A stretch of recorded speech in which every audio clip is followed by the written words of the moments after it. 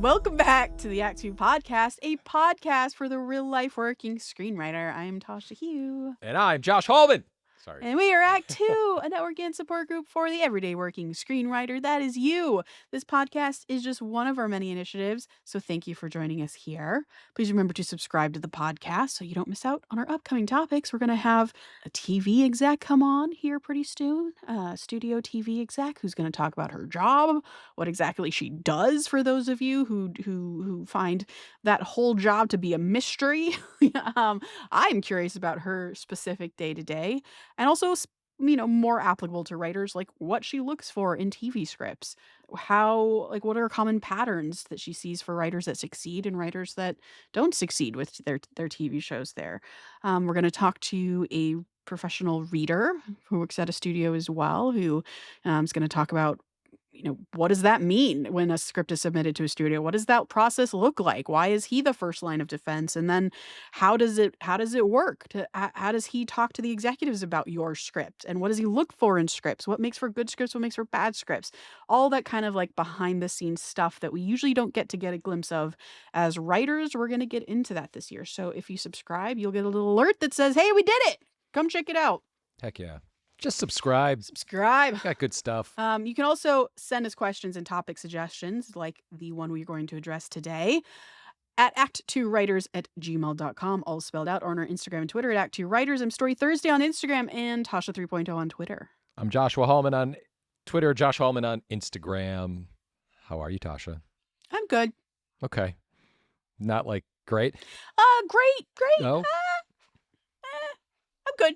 What's going on? Unpack it. We're on a podcast. That's what these things are for. No, I actually, you know what? I'm going to correct my answer. I'm great. I just came back from a mix today for an episode of The Mighty Nine. And that just means you get to kind of recreate the episode in the mix. It's so fun. It's so nerdy. It's like, oh, there's a fight. Like, let's dig it. Let's make this sword sound fucking cool. That sounds awesome. Blood. Like, you just be a dork. It's fun. Are you throwing in your thoughts like, oh, should we have a whoosh right here? Oh, for sure. Yeah, you got to. But then I'm really bad at sound effects, replicating sound. Like, I want this. Almost everyone in the room, because they're I work with voice actors. Also, our director is really good at being I think what we need here is a yeah, and he knows the exact, and I'm just I don't know what it is, but I know what I want. I just leave more questions. Yeah, exactly. I know it when I hear it. So yeah, not a talent of mine. The sound effects are so hard. It's even to convey over a text message or an email or whatever, when you're I want a whoosh, and then you're what? It's like trying to describe color. You're I just know what it is, but I don't know how to tell you what it is. Yeah, give me 5 whooshes and I'll tell you which one is closer to the one that I want it to be. It's so funny how that works. And it does make a huge difference, because when you're watching something and it's the wrong whoosh, or the blade of a sword is cutting through something and it doesn't sound like it's supposed to sound, you're that's not right. And it takes you out of it. You can have the same exact action scene that looks exactly the same, and then the sound could be off and you're that was lame. And the sound's on and you're that was the fucking coolest thing that I've ever seen in my entire life. 100%. So it absolutely makes it. And then same, of course, with emotion and all of that stuff. It's fun. It's really fun to be in a mix. You get to create it again. I've talked to a couple people, and they randomly have told me they are actively on scripts. And I think because some of them have listened to the podcast and they know that we talk about goals and scripts and stuff. And 2 people have been dude, I'm writing this spec and blah, blah, blah, blah, blah. And I was just really happy about that. I'm really happy about that. I love hearing writers writing. Me too. I'm also a little bitter because I'm oh, you figured out your idea? Great. How'd you do it? How did you figure it out? So you outline this thing and landed on it pretty quickly? Feeling good? Cool. Feeling good about your act breaks? You know where Act 2 is going? Yeah, Great. Cool. I've been struggling with an idea. It's fine. Do you want to talk about it? No, I will say It's an idea. It's a concept. There's something there. There's something I love about it. There's themes that I know are in it. And usually I kind of know what a plot is, and then I have to figure out the themes, but I know what I want to do with the themes, but I haven't figured out the plot. Whoa, that's very new for you. I know. And I feel like this is going to be a breakthrough thing.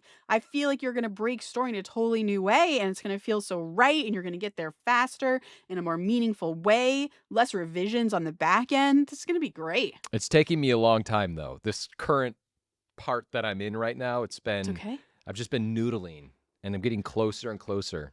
That's great. Do the hard work first, and you do less work on the end.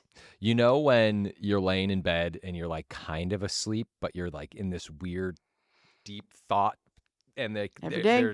Yeah. I had that last night, and I like broke a little bit of the idea. Very nice. Anyway. Very nice.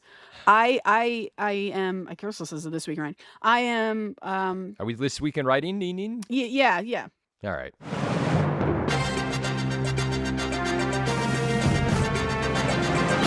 This week in writing. I was listening to a book in the car, and it's a book that I am helping a buddy of mine try to crack, and it is interesting how silence. This is a dumb this week in writing, but like I was listening to the book, and suddenly too many thoughts were happening in my head, and I couldn't like digest the book and have all these thoughts at the same time. And so I just like turned it off and sat in silence for 30 minutes as I'm driving. And I don't, it's one of those where like time skips. I don't know how I got to my destination. I just know that I figured out the story, and that's all that matters. Oh, you did figure it out. Yeah. I mean, I figured out, I was like, okay, these are the questions that I have. This is why I have these questions. This is the route we need to start investigating in order to get to because we're at a point where it's like I don't know what the story is.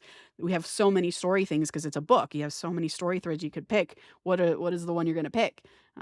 So yeah, silence and mulling is more important than we realize. And it's a classic joke, right? You see a writer laying on a couch. Don't bother them. They're working. I've had that happen before where I'm driving and I'm like, how did I get here? It's been 45 minutes and I don't remember driving through traffic. And then also in the shower, I'll just stand there staring at the wall for like 35 straight minutes until like my skin starts wrinkling. Like, I gotta I've definitely gotten like Paul knocking on the door being like, are you okay? You good? Okay, something that I guess would be considered my This Week in Writing that I texted you, but I just need to bring up.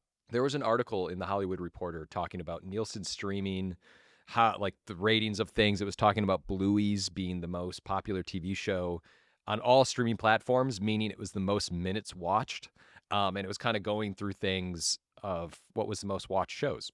And there was a sentence in here that I sent to you, and I still have been reading it because it just didn't make any sense to me. But this is insane. You ready? Mm-hmm.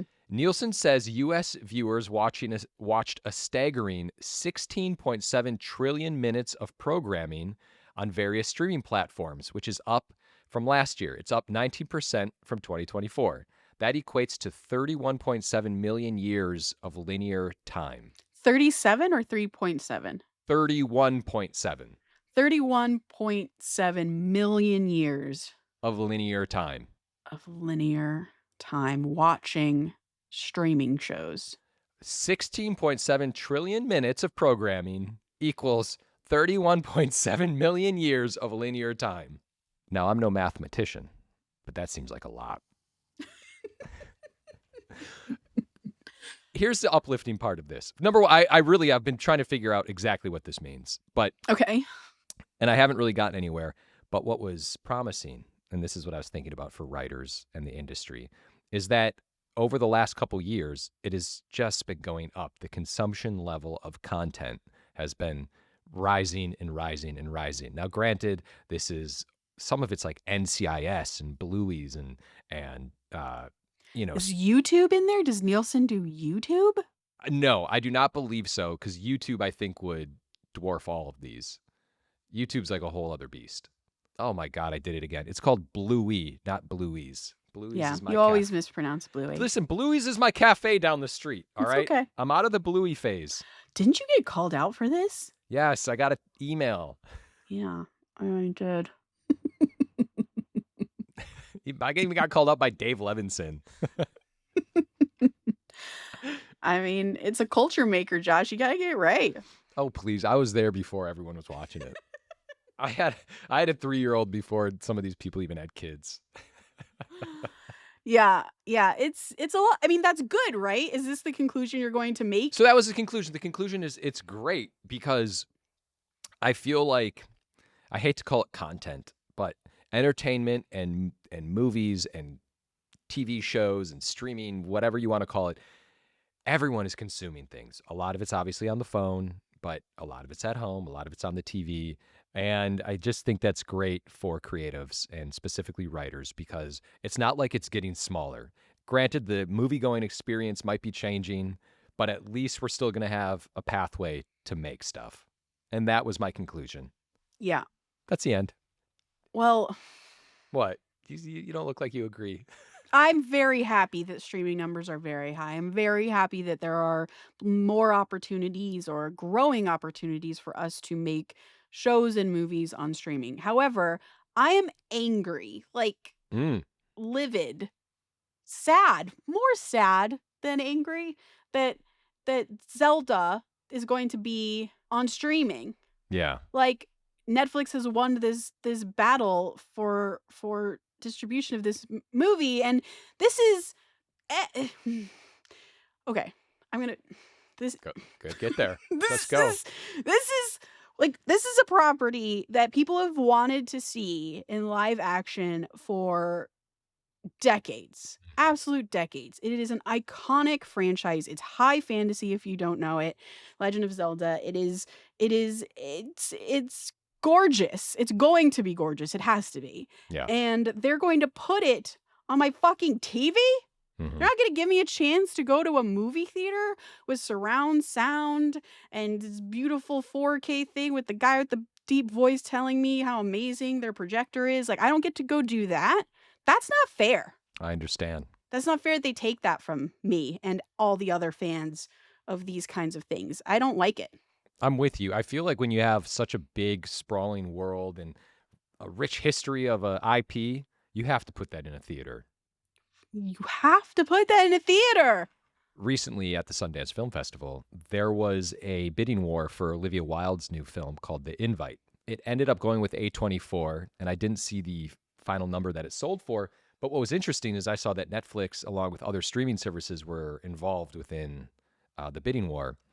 And I do wonder if there's going to be a creative, I don't want to say, there's not a backlash, but a conscious decision where maybe they don't take as much money and go with a platform that is going to do a theatrical release, give a proper marketing rollout, and kind of bypass Netflix or Amazon Prime or whatever it is, because it's going to end up there anyway. It's not like it's not going to fall on that platform. Yeah.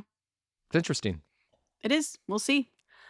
All right. Our main topic today comes to us from a listener who wanted to know about free work.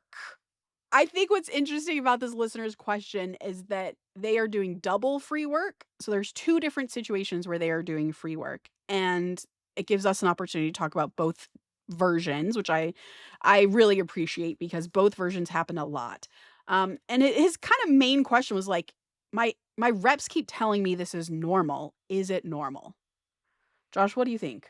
About free work? Yeah. Normal. Unfortunately. And we could obviously talk about this, but there's so many different versions of free work. You know, sometimes you're being taken advantage of in free work. Sometimes you are in a collaborative working area with free work. And there's different types, which we obviously there's different will dive types. into. I would say I dislike how much my previous agents had given me the spiel about free work is normal, just do it. Because I think flagging our frustration and acknowledging our frustration as writers that we're not getting paid, but we're putting in full to part-time hours on doing something with no money while the producers collect a weekly paycheck is very frustrating and inherently unfair about our business. So, of course, free work is part of our jobs. I say of course, but the WGA would disagree with me. They would say absolutely not. But realistically, practically, it becomes a part of our work, especially earlier in our careers, where we're working with producers who tend to not have development funds ready to spend on writing. They get paid when the movie gets bought by a studio or the movie gets made. That's when they make their money, and sometimes producers don't even collect a paycheck. Sometimes they're working freelance to try to get this stuff done. So they're similar to us in that way. So there's a lot of, like Josh was saying, a lot of different versions of free work, which is why I appreciate this listener question. And please, if you have other free work examples out there, do send them to us so that we can talk about some specifics you guys are facing out there in the world, because there are so many different versions. Some are absolutely normal, others are absolutely not normal, and someone should step in. And then there's everything in between, right? So, well, I just want to say it's taken me a minute to kind of get to where I'm at right now with what I'm going to say, but I think in the entertainment industry, not just with writers, free work is something that is very, very common. If you're an actor, sometimes you're doing free work by putting yourself even on an audition 100 times, or chemistry reads, or doing shorts. If you're a director, sometimes you want to show somebody what you can do and you start directing things and you get a team together and you get this. And your producer, same thing. So producers don't get paid until, if you're an independent producer, until a movie is a go, until there's a payment at the end. So in a sense, they probably feel like they're doing free work. And for better or worse, I just think it's kind of a part of the industry. But I used to just think it was really writer specific and be like, oh my God, we're being taken advantage of, which does happen. And we're going to talk about it. But I just feel as though, free work is sometimes necessary in order to get a job. yeah. And I hate to say that, but Yeah. Let's start with his first situation. He talks about how he had an original idea. He shared it with a producer who loved it. And this producer is at a reputable company. And he ended up writing a treatment that he sent to them. Mhm. They had a few calls about that treatment. And then he went off and he wrote the script on his own. So it's an original spec that he's just kind of let the producer in on, I guess. Now that his script is done, the producer has substantial, quote unquote, substantial notes on his spec. And his reps are saying, hey, this is just how it goes. You got to do these notes. And I think the question again is twofold. Is this situation normal, Josh? And at what point do you ask for compensation in a situation like this? So you've already done a round of notes with the producer. I don't think so. From what I can discern, there was an original treatment, had a few calls with the producer who maybe gave some ideas, which might have been less notes and more like, hey, like just make sure you pay attention to the love triangle here. Make sure that both guys seem like they. I'm making this up. I don't know what it's about, but something kind of vague like that. Wrote the script, and now he's getting his first. It seems like now he's getting notes, and they're substantial. And I'm sorry, do we know if the treatment was developed with the producer or without? Not with the producer. Oh, that changes a lot. Mm-hmm. So, I mean, if you disagree with the notes, I think you have to have that conversation with the producer. It's like, this isn't what I envision this script to be. My treatment is this. I'm sure there's a way to meet in the middle, but I think there's a conversation to be had with the producer. I do think it is the way it is oftentimes, but I also think you need to get on the same page with the producer and say, okay, what's your strategy here? Like, here's how I see this script. How do you see this script? And I think it being as upfront as possible is the way you have to do this. I've sort of been in this position once before, by the way. Yeah.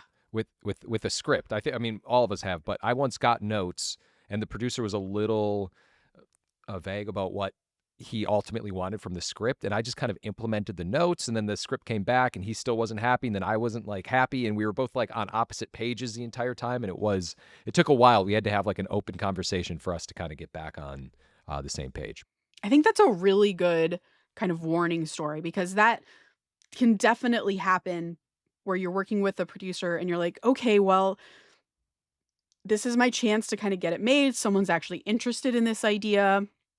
They have other movies that they've produced behind them. So clearly they're good at their job. I should just do the notes. And you do the notes, they get the script back. and they still have more notes. And this can often happen and be this crazy cycle that we get in as writers because we're just doing the note. We're not asking those questions that Josh has learned by now to ask, which is, what's behind this note? What are you getting at? What's not working for you? Sure, you have, 10 pages of page notes, but like, what is essentially not working here for you and why? And if they're saying, I don't like the love triangle, and you can say, well, the love triangle is key to this whole movie. It's going to be a different movie if I don't do the love triangle, and I don't want to do that movie. Now, that's the direct conversation Josh is talking about. And when you put your kind of like big girl and big boy pants on to have that conversation, the scary thing is the producer can say, well, then I don't want to make that movie. And you have to make the choice of not partnering with this producer and potentially not moving it forward with this company, which feels very scary because then you have no backups behind you. However, the more screenwriters you talk to, I think, who have really established careers, they will always tell you that that's better than working with a producer is going to change your idea, because you will water down your ideas so much, you will try to please them so much, and they are not writers, that you will create a script that means nothing to no one. And they will probably not want to produce that thing anyways by the time it's done. Because really what a producer is asking when they're giving notes is for you, this creative brain who's good at writing, who has this particular set of skills, to fix something that they don't know how to fix. So that's why that conversation becomes important. If it's substantial notes, it's like, well, then let's take a step back for a second. What aren't you liking about the script? And is the thing you're not liking the thing that I find essential? Or is this just a bad draft? Is this just a bad version? Because it's my first draft, or maybe it's my second draft, whatever it is. This particular listener wasn't clear on which draft it was. But if it's an early draft, is it just not yet executing on my idea? And that becomes the second question I would have is, are the substantial notes good? Because then that's just making the script better. There's nothing wrong with that, because you have to make the script better anyways. So you're going to be doing that for free on your own in your room without these notes. And now you have the benefit of a producer with produce credits behind them who are apparently good and reputable, who's giving you in some ways like free advice on how to make this script good. But of course, listen to your gut. Is this going to make it better? Will you get trapped in endless notes and endless rework? It's entirely possible. So then the next question becomes, at what point do you ask for compensation? I have never asked for compensation from a producer who very clearly doesn't have development funds. However, I've heard stories of writers who have said, like, this is my last pass. I can't keep going from here. I just don't have the kind of time to do that. Unless you find me some money, I have to look elsewhere because I need to pay my bills, which is totally valid, by the way. It's totally valid. And a producer cannot get mad at the fact that you need to pay your bills. So, and sometimes I have heard stories where that producer is able to scrounge up some money to just kind of get you paid a little bit for a revision, which can be hard for some producers who don't have development funds. But usually when I'm in this situation and I'm partnering with a producer on a spec so that the producer can help me get it to a buyer and actually sell and make this thing, my assumption is I'm not getting paid until we sell it. That's where my compensation comes in. And then I will get paid for the time that I have spent on this, but I'm not going to get paid until I sell it. I think a big question is like making sure your visions are aligned. And this is why it's so important as a writer, you have the vision of what you want the script to be. Because I think a lot of times when you write something or if you write a treatment and you're still kind of wishy-washy about what it can be, you can very easily be convinced that it's something else. But like deep down in your gut, you don't want it to be that something else. So if you, Tasha, as the producer, tell me, this is what I think it should be, and I think it should change more to an action thing, and I'm like, yeah, I could see it like that. And then you write it, you do those notes, and it's just not what you want. And I think the vision needs to align, and I think that's actually what I have found like one of the key things. But I'm the same way. I've never asked for any compensation. It was kind of like understood that they didn't have it. I've been in the scenario where someone said, we can pay you like upfront, like a little amount, we can pay you. This is how much it is. And then you sign an agreement or whatever. And that's what it is. But never down the road have I been compensated by a producer. Maybe I've just never asked, but yeah. Yeah, it's very rare. And I would say you mentioned the word strategy, and I think that not only applies to creative of the script itself, but this is also a time if you are feeling frustrated and if you're being given substantial notes, it's completely well within your rights to say, "Well, what is your strategy for this project?" Meaning, let's say I do these notes. What's next? Do you want to try to get this to directors, to actors? Do we want to go straight to studios with this? What is the strategy?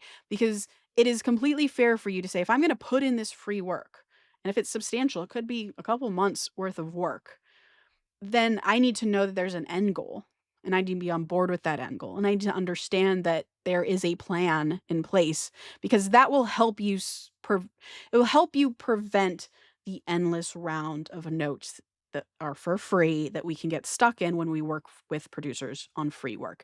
So please ask that. It's not a confrontational thing. I mean, it's all in your tone, but it doesn't have to be a confrontational thing to say, "That's great. I understand these notes, and I actually kind of agree with them. I think they will make the script better. Let's talk strategy. What do we wanna do once the script is done? Do we feel like we wanna go to director first, actor first?" And that will show them that you also know what you're talking about and that you're serious about this as well. And just giving everyone an end goal, is for them as well, I think is very helpful. 100%.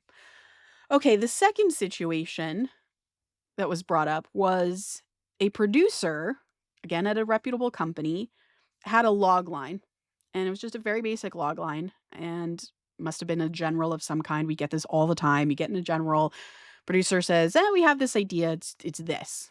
It's fairies in a modern world." Say less.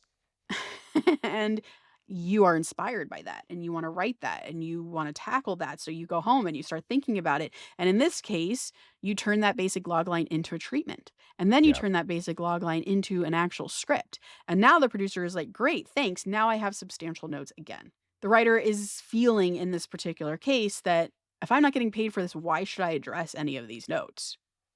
What are your thoughts, Josh? That's a little trickier because if it's someone else's idea and you've gone down the road and you've developed, you've written, that is their idea, and you just gotta have to go along with it, in my opinion, because it's not your idea to begin with, so it definitely takes a little bit of the leverage away. Yeah. It's not that writers haven't done that. I've definitely heard stories, usually from producers who are griping about their writers, who they refuse to continue on something that was the producer's original idea. And that's tough. I think you burn your relationship with that producer. I don't think it's necessarily partnership. And you're right, it's not really what you're signing up for if you're taking someone else's idea and moving it to a script. Now you've done all of the hard work, for sure. An idea is a dime a dozen, anyone can have an idea, but you've turned it into a script. However, again, I do feel like it's important to see these relationships as partnerships, but the producer also has to see it as a partnership and treat you that way as well, and I think the same sort of advice as in the first situation applies here in that if you don't agree with these notes, meaning they will change it from everything that you've done and everything that you believe in this script, talk about that. Have that conversation with them. And if they really want to push it in a totally different direction, then you have the right to say, "Okay, well, then I think let's part ways. I don't think that that's really the movie that I wanted to write. Like based on your log line, I really wanted to write this version of the movie." And they are well within the rights to say, "Well, I didn't want that version of the movie. I really wanted the movie to go this way." And that's fine. You guys had two different versions of what the movie should be. And I think in that situation, which I have also been in this situation, what I tend to do is if I still love my version and it's very different than what the producer wanted, I'll just change the things that were essentially theirs and I'll make it mine. Which I actually sold a show once that came from someone else's idea. I pitched on it, they hated it, and I threw out their part of the idea and wrote this thing that I had eventually fallen in love with, and it became a whole original show. So that is definitely possible. It gets, of course, tricky if you aren't able to extricate the thing that was their original idea because it's obviously theirs. But it's a partnership, and sometimes you have to leave that partnership and just leave that entire project behind. That's a script that you just you can't use anymore. And that can happen too, which is why getting into these free work situations can be tricky, right? Know from the beginning, keep your eyes open. If it's someone else's log line and you're going to go into script, make sure they know the movie you're going to write so that you don't get to this point and it's a totally different movie than they wanted. But if it's not that case, let's say it's not a totally different movie than they wanted, but they still have substantial notes. Again, the same idea applies in terms of, okay, let's talk through these notes. Why is it so substantial? What is it that you're bumping on? And you as a writer, now part of your job is to be like, are they really substantial notes? Or do they really just hate the dog in this movie? And if I took out the dog, like they wouldn't have as many problems. It's up to you to have those conversations, get creative with how you're addressing these notes, and then also genuinely ask yourself, am I afraid of the work or am I afraid that the notes are wrong? Right? Maybe the notes are actually right and going to make your script better, but it's just looking forward at the month of free work you're going to have to do is what's daunting. And that's again where I would have the strategy conversation. Be like, whew, this is a lot of work, man. This is going to be a lot of work. I totally agree with you. I think these notes are great and it's going to make the script better, but it is a lot of work. Can we talk about what the strategy is going to be when I deliver it to you in March? And then have that conversation. So it's really the same answer for all of these things, I think, but it just starts to get trickier when it's someone else's idea. You can walk a lot easier in the first example than you can in this one. You know, Tasha, like all things in life, in relationships, communication is key. It is. But it's also like the hardest part. I think I act as if it is the easiest thing in the world to say, great, I don't want to do these notes unless we come up with the strategy. It's really hard for me as a shy person who hates confrontation to have these kinds of conversations. But it is also absolutely imperative that we continue to have them, learn to have them, be better at having them, because it's going to be a conversation that never ends. It's going to be part of our career forever. And the more we can have difficult conversations like these, the better we'll get at it and the better decisions we're going to be able to make for ourselves in the future. Totally. Well, I remember early on, I think I was very reactionary when people would ask me things and I would just say I could do it, like with notes. Yes, like, same. Yeah. Because you just want to seem like you have the solution or you understand You're a team player. Yeah, totally. And definitely now it's a little bit more like, okay, oh, that sounds great. Just let me think about it. And then let me just digest all these notes and get back to you about it. Let me just think it through and how it affects the story and get back to you about it. And like that for me is very helpful because it allows that wiggle room for you to kind of figure out if you agree with something or if you don't agree with something. And you know, when you get a note in the moment, your gut's like, hell no. Yeah. And I've heard producers and studio execs say, I don't want you to address all of the notes. Like that's like their secret that they keep close to their chest is that when they give you a notes document, they don't want you to address every note. They want you to come back and say, that actually doesn't work because of X, Y, and Z. Because that shows them you know that your story. It shows them that you have a solution for the problem that they're seeing because they're not the writer. They don't know what the solution is. This document is just their attempt to try to do what I do in the mix is like make a sound that I can't make that you need to interpret so that you know what I'm trying to fucking say to make this sword cool. Like it's the same process everywhere. And I can talk forever about how to address notes. And we have on an earlier episode of this podcast last year. As we were talking about this, my brain was firing with different things on how to talk about addressing notes. I was like, this is not what the episode is about. I can't talk about this. Yeah. But yeah. But free work is, to go back to free work, free work is a very tricky one. It feels I want to validate this listener's experience. It is very frustrating. It is very scary to not have money to pay your rent because you're working full time but not getting paid. I've been there, done that. It is absolutely, absolutely difficult, which is also where like part of our job and career longevity is planning our time risk management correctly.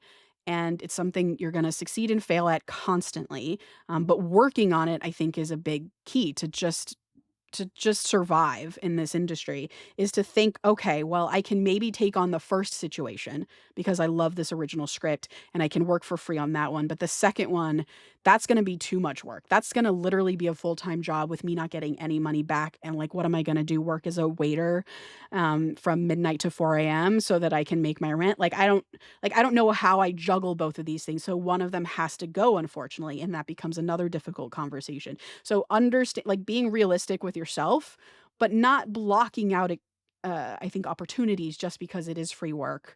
Because to speak about an example that I'm going through right now, there is a book that I was submitted by a producer who is also a reputable producer. I liked the book. I wanted to do this particular version, and I wrote a treatment for free. They wanted me to just do a pitch, but that's, to me, was the same amount of work as doing a treatment.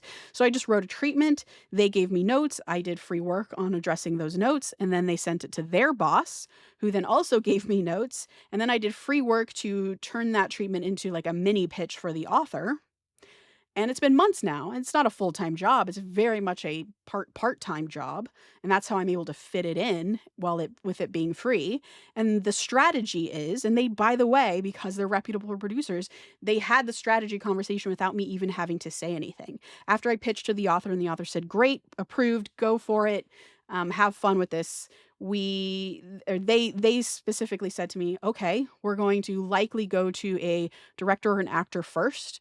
We want to get your pitch in a good spot, and then we'll send that to, or we'll have you pitch to actors and directors, and we'll go from there. So there is a strategy, there is an end goal, and I'm telling that story because free work never ends in this way. You just have to know how to slot it into your calendar appropriately, I think. Josh, you're doing something for free right now, and it's always especially part of the spec gig. You write a spec, it is for free. Always. By the way, producers will try to like produce you and like big time you with big expectations and, oh, we're going to do this and we have this and we have this. That is also something you need to kind of be aware of in these free work conversations of like, and then we're going to go to Steven Spielberg who wants another alien film, and you're like, they're saying these things to you and you're like, this sounds amazing. Yeah, I had that happen to me. Oh my gosh, you're giving me PTSD flashbacks. Someone said to me, Guy Ritchie is going to direct this movie. Do you remember this when this happened to me? I kind of do. Yeah. And I was like, oh, I mean, like, that's a fucking end goal. I will work the fuck out of this. I don't care if I'm not getting paid. I'm going to find a way to make this. Guy Ritchie's going to, of course. And then talk to some executives at Warner Brothers where Guy Ritchie had a deal at the time. And they were like, no, he's not. Like, he's on this other thing. And like, this producer says this all the time to people. And I don't know why he keeps saying that. But no, it's not going to happen. I was like, oh. And that was the first time I guess like my naivete had been so punctured that like someone that I would work with, again, that I had this partnership with, could just like throw that out as a lie to, I guess, try to get the most work out of me. Just like be honest. Just be like, I'm going to present this to Guy. That's something that's probably real. You're gonna give it to him. So yeah, definitely be careful. One last thing I want to say is something that my manager always says to me, because I tend to get, I love so many things that I do tend to get caught up in free work for various producers who may have an IP that I really like, whatever. And at the end of it, when I don't have a job and I'm like all upset because I don't have a paycheck and I worked so hard, she always tells me, if you're going to work for free anyways, do it on something that by the end of it, you're going to own. Spend that time on your original ideas, because you're going to spend that time anyways. So might as well spend on something you own. It can get more money from when you sell it, can have more ownership over it. Overall, can potentially produce yourself. Like, that's where your time is more valuable if you're going to be spending free time someplace. So that is another thing that I would recommend in these two situations. If you have to let go of one because of time risk management, let go of the one you don't have the rights to. Yeah. This is a touchy subject. That's a difficult one. So thank you for bringing it up. For any of you out there who have other free work examples, maybe you're in a situation right now where you don't know what to do, or you have questions about it, please let us know. I'm sure Josh or I have been in all of these situations before and are happy to offer some kind of, our personal experiences about how we may have dealt with something like that, or other writers that we know of who dealt with it. This is a big one. Okay, quote of the day. I usually just do a scribble draft and take it scene by scene. Here's a description of what happens in this scene. Here's one line of dialogue I think will be emblematic of this scene. Basically, what is the core line? Even if it isn't going to be literally in the script, what is the one line of dialogue that sums up what I want to arrive at in this scene? And doing that scene by scene almost always takes me to the end. James Acker. It's interesting. I like that approach. Okay, please remember to rate and subscribe. Follow us at ActTwoWriters for more awesome writing stuff. You can follow me, Tasha at Story Thursday on Instagram or on Twitter at Tasha 3.0. I'm Joshua Hallman on X, Josh Hallman on Instagram. And as always, the Act Two podcast is a production of Act Two, a network and support group for the everyday working screenwriter. This episode was edited by Paul Lundquist.